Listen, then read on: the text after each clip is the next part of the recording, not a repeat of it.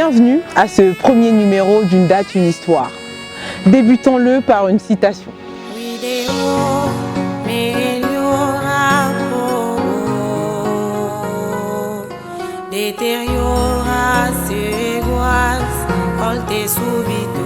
Au regard de la désignation à venir de certains d'entre vous par le Christ pour me seconder, je tiens à vous rappeler ce que devra être votre conduite. Vous ne devez en aucun cas vous faire rétribuer pour les actes que vous accomplirez au nom du Christ.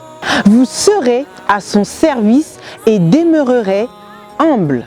Abstenez-vous de l'orgueil et de fierté, car les actes que vous accomplirez ne sont pas vôtres, mais de la puissance et de la seule grâce de Dieu par l'Esprit de vérité.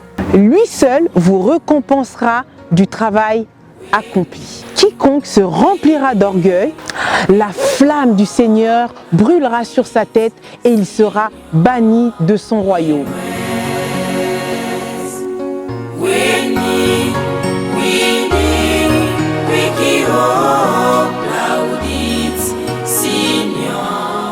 D'après une pluralité d'ouvrages, dont celui de Papa Simon Tiangani, intitulé Les éphémérides, c'est ce code sacerdotal que Papa Simon Kimbangu va édicter à ceux qui seront désignés comme ses auxiliaires sacerdotaux le samedi 7 mai 1921 à Kamba dans les courants de l'après-midi.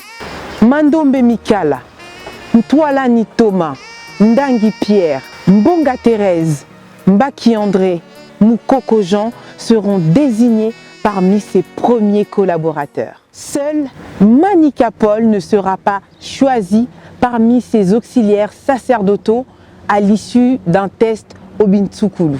Le 7 mai, c'est aussi le jour où naquit en 1880 celle qui sera choisie pour être l'épouse de Papa Simon Kimbangu, à savoir Maman Marie Mwilukiawanga. De tout point de vue, elle est considérée comme l'auxiliaire sacerdotal immédiat de Papa Simon Kimbangu. Car c'est elle qui, aux premières heures, va promettre un soutien indéfectible à son époux.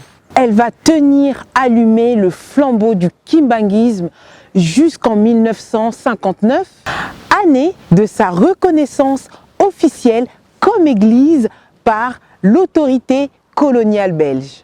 Voyageons à l'échelle européenne pour nous faire une idée de ce qui s'est passé à cette date au cours du XXe siècle. Tout d'abord, le 7 mai 1948 marque la création du Congrès de la Haye ou Congrès de l'Europe qui aboutira par la création du Conseil de l'Europe en 1949. Faisons une petite escale en Russie.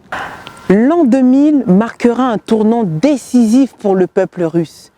Vladimir Poutine deviendra président pour la première fois le 7 mai 2000. Nous allons maintenant faire un saut en France, à l'Élysée, où en 1995, Jacques Chirac est élu président de la République française. Cerise sur le gâteau, le 7 mai 2017, l'ancien ministre de l'économie, Emmanuel Macron, est élu pour la première fois président de la République. Il entre dans l'histoire avec la particularité d'être le plus jeune président de la République française. Heureuse d'avoir partagé avec vous ce premier numéro d'une date, une histoire. Le rendez-vous est maintenant pris à une nouvelle date pour une nouvelle histoire. Vidéo.